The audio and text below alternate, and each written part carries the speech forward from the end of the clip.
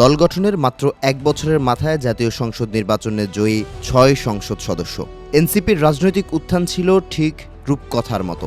তরুণদের দলটিকে জনগণের মাঝে পৌঁছে দিতে গুরুত্বপূর্ণ ভূমিকা পালন করেন সার্জিস আলম, হাসনাত আবদুল্লাহ, নাসির উদ্দিন পাটোয়ারি এবং আসিফ মাহমুদ সজীব ভূঁইয়া।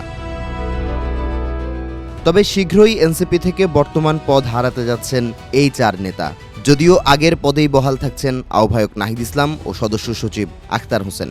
জাতীয় নাগরিক পার্টি এনসিপির সাংগঠনিক কাঠামোতে বড় ধরনের পরিবর্তনের সিদ্ধান্ত নেওয়া হয়েছে।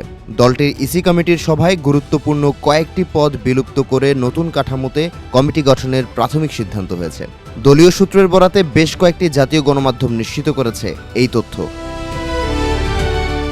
বৃহস্পতিবার রাত ৮টায় দলের কেন্দ্রীয় কার্যালয়ে ইসি কমিটির সভা শুরু হয়। সূত্র জানায় ৬১ সদস্যের ইসি কমিটির অর্ধেকের বেশি সদস্য সভায় উপস্থিত ছিলেন। দীর্ঘ আলোচনা শেষে দলটির বর্তমান সাংগঠনিক কাঠামো পুনর্বিন্যাসের বিষয়ে ঐকমত্যে পৌঁছান অধিকাংশ সদস্য। সিদ্ধান্ত অনুযায়ী মুখ্য সংগঠক, মুখ্য সমন্বয়ক ও মুখপাত্র পদ বিলুপ্ত করা হচ্ছে। পাশাপাশি মুখ্য সমন্বয়ক উত্তরাঞ্চল ও মুখ্য সমন্বয়ক দক্ষিণাঞ্চল পদও আর থাকছে না।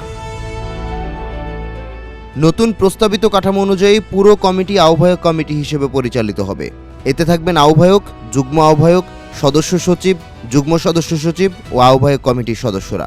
ফলে স্বপদেই বহাল থাকবেন নাহিদ ইসলাম, আখতার হোসেন, সামান্তা শারমিন ও আরিফুল ইসলাম আদিবের মতো কেন্দ্রীয় নেতৃবৃন্দ।